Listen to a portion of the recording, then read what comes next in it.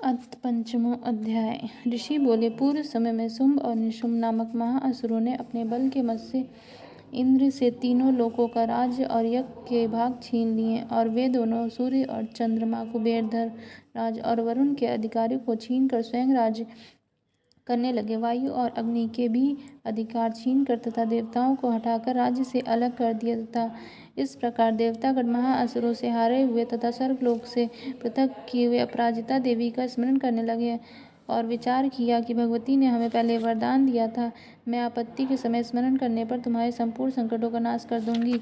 ऐसा विचार करके समस्त इंद्रादिक देवता हिमालय पर्वत पर जाकर विष्णु माया देवी की स्तुति करने लगे। देवता बोले, देवी महादेवी शिवा प्रकृति भद्रा के लिए हम सब निरंतर नमस्कार करते हैं। रुद्र स्वरूपा नित्या गौरी धात्री ज्योत्सना मयी चंद्ररूपिणी सुख स्वरूपा भगवती को हम निरंतर नमस्कार करते हैं। कल्याणी बुद्धि और सिद्धि रूपा देवी को हम सब नमस्कार करते हैं। नम्रता देवी को हम नमस्कार है। राजगृहों में लक्ष्मी रूपी तथा सवर्णी देवी के लिए बारंबार नमस्कार। दुर्ग पारा सारा सर्वकारिणी ख्याति और धर्म स्वरूपा को निरंतर नमस्कार है। अत्यंत सौम्य और रौद्र रूपा देवी को हम सब नमस्कार करते हैं। जगत प्रतिष्ठा तथा कृति स्वरूपा देवी को बार बार नमस्कार करते। समस्त जीव मात्र में विष्णु माया नाम से जो देवी कही जाती हैं उनको नमस्कार है, उनको नमस्कार है, उनके लिए बारंबार नमस्कार है। जो देवी समस्त जीव मात्र में चेतना नाम से कही जाती हैं उनके लिए नमस्कार है, उनको नमस्कार है, उनको बार बार नमस्कार है। जो देवी समस्त जीव मात्र में बुद्धि रूप से स्थित है उनको नमस्कार है, उनको नमस्कार है, उनको बार बार नमस्कार है। जो देवी समस्त जीव मात्र में निंदा रूप से वास करती है उनको नमस्कार है, उनको नमस्कार है, उनको बार बार नमस्कार है। जो देवी समस्त जीव मात्र में शुभदा रूप में से वास करती है उनको नमस्कार है, उनको नमस्कार है, उनको बार बार नमस्कार है। जो देवी समस्त जीव मात्र में छाया रूप से स्थित है उनको नमस्कार है, उनको नमस्कार है, उनको बार बार नमस्कार है। जो देवी समस्त जीव मात्र में शक्ति रूप से स्थित है उनको नमस्कार है, उनको नमस्कार है, उनको बार बार नमस्कार है। जो देवी समस्त जीव मात्र में तृष्णा रूप से स्थित है उनको नमस्कार है, उनको नमस्कार है, उनको बार बार नमस्कार। जो देवी समस्त प्राणियों में शांति रूप में स्थित है उनको नमस्कार है, उनको नमस्कार है, उनको बार बार नमस्कार है। जो देवी समस्त प्राणियों में जाति रूप में स्थित है उनको नमस्कार, उनको नमस्कार, उनको बार बार नमस्कार। जो देवी समस्त जीव मात्र में लज्जा रूप में स्थित है उनको नमस्कार, उनको नमस्कार, उनको बार बार नमस्कार। जो देवी समस्त जीव मात्र में शांति रूप से स्थित है उनको नमस्कार, उनको नमस्कार, उनको बार बार नमस्कार। जो देवी समस्त जीव मात्र में श्रद्धा रूप से स्थित है उनको नमस्कार, उनको नमस्कार, उनको बार बार नमस्कार। जो देवी समस्त जीव मात्र में कांति रूप से स्थित है उनको नमस्कार, उनको नमस्कार, उनको बार बार नमस्कार। जो देवी समस्त जीव मात्र में लक्ष्मी रूप से स्थित है उनको नमस्कार, उनको नमस्कार, उनको बार बार नमस्कार। जो देवी समस्त जीव मात्र वृत्ति रूप से स्थित है उनको नमस्कार, उनको नमस्कार है, उनको बार बार नमस्कार है। जो देवी समस्त जीव मात्र में स्मृति रूप से स्थित है उनको नमस्कार, उनको नमस्कार, उनको बार बार नमस्कार।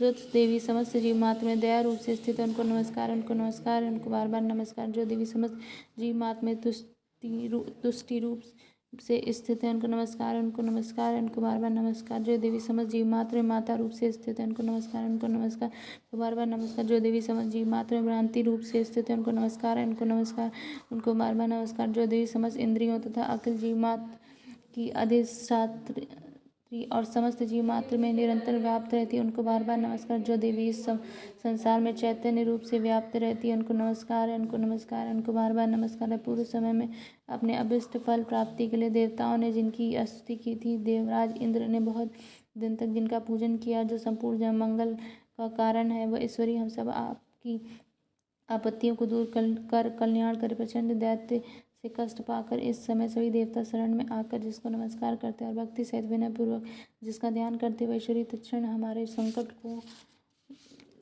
दूर करे। ऋषि बोले, राजन, इस प्रकार देवगणों की प्रार्थना करते समय श्री पार्वती जी महागंगा जी के जल में स्नान करने के लिए आई। तदंतर ही वह पार्वती जी के अंश से शिवा प्रकट होकर कहने लगी, ये समस्त देवता स्वर्ग से शुंभ के निकालने से और निशुंभ से संग्राम में हारने में मेरी प्रार्थना कर रहे हैं। पार्वती के शरीर से उत्पन्न हुई अंबिका समस्त लोकों में कौशिकी नाम से प्रसिद्ध हुई।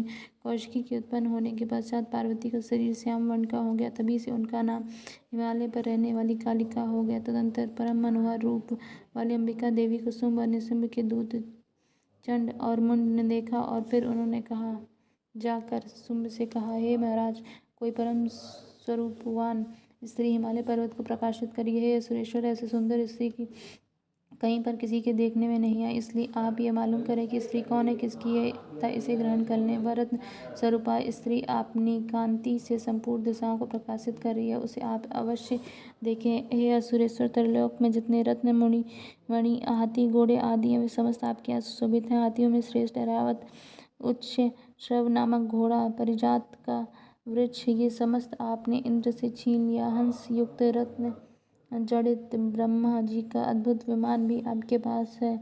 यह महापंगे नामक निधि आप कुबेर से ले आए हैं।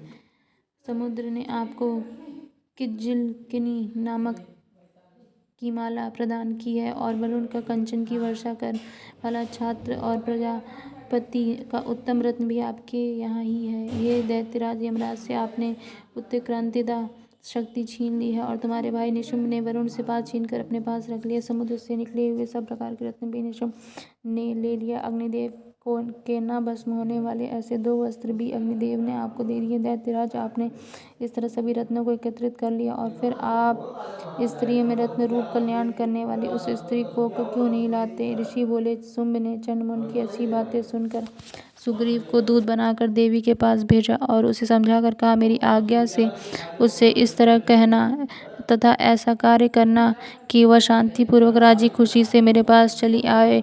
वहाँ अति रमणीक पर्वत पर विराजमान देवी को सुग्रीव असुर ने जाकर देखा और बड़ी नम्रता पूर्वक मधुरवाणी में बोला, हे देवी, असुर राज शुंभ तीनों लोकों के स्वामी, उन्होंने मुझ दूत को अपने समीप भेजा। उनकी आज्ञा का उल्लंघन देवगण भी नहीं करते। उन्होंने जो कुछ कहा है आप सुनिए। समस्त तीनों लोक में वह सब देवता मेरे अधीन है और संपूर्ण यज्ञ के भागों को भी मैं ही पृथक पृथक ग्रहण करता हूँ। तीनों लोकों के उत्तम रत्न हमारे पास है और इंद्र का वाहन ऐरावत हाथी भी हमने छीन लिया। समुद्र मंथन से उत्पन्न उच्च श्रव नामक घोड़ा भी देवताओं ने विनय पूर्वक मुझे भेंट कर दिया। हे शोभने, इसके अलावा अन्य कुछ भी रत्न देवता गंधर्व तथा नागों के पास थे, वे सभी हमको प्राप्त हो गए हैं। हे देवी, तुमको संसार भर की स्त्रियों में रत्न समझते हैं, क्योंकि रत्न को भोगने वाले तो केवल हम ही हैं।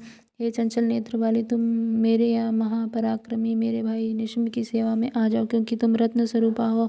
हमको ग्रहण करने से तुम्हें अतुल ऐश्वर्य मिलेगा। ऐसा अपनी बुद्धि से विचार कर हमारी पत्नी हो जा। ऋषि बोले, दूत की इस प्रकार बातें सुनकर संपूर्ण संसार को उद्धारण करने वाली भगवती भद्रा गंभीर भाव से मुस्कुराते हुए कहने लगी। देवी बोली, हे दूत, तूने इस समय जो कुछ भी कहा वह सत्य है, इसमें कुछ भी असत्य नहीं है। शुंभ तीनों लोगों का राजा है और निशुंभ भी उसी के समान पराक्रमी है, परंतु इस विषय में मेरी जो प्रतिज्ञा है उसे मैं किस तरह झूठा करूं? मैंने जो प्रतिज्ञा की है उसे सुन।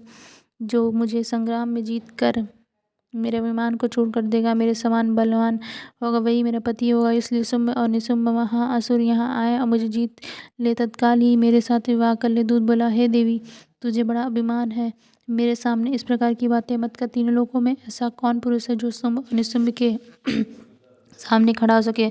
अन्य असुरों के सामने समस्त देवता युद्ध में नहीं ठहर सकते, तुम अकेली किस तरह उनके सामने युद्ध में ठहर सकोगी? इंद्र आदि सभी देवता जिन शुंभ निशुंभ के आगे नहीं ठहर सके, तुम स्त्री होकर उनका सामना किस भांति कर सकोगी? अतः तुम मेरे कथनानुसार उनके पास मेरे साथ चलो, अन्यथा केस पकड़ घसीटते उनके पास तुम्हें ले चलना पड़ेगा। देवी बोली, तूने जो कुछ कहा वह बिल्कुल ठीक है। शुंभ और निशुंभ दोनों ही अधिक बलवान है, परंतु मैं ही विवश हूँ, क्योंकि मैं बिना विचारे प्रतिज्ञा कर चुकी। सो इस कारण तू जा और असुरराज शुंभ और निशुंभ से मैंने जो कुछ कहा है समझा कर कहना, वह जो उचित समझे करें। इति श्री मार्कंडेय पुराण के देवी महात्म्य में देवदूत संवाद नामक 5वां अध्याय समाप्त।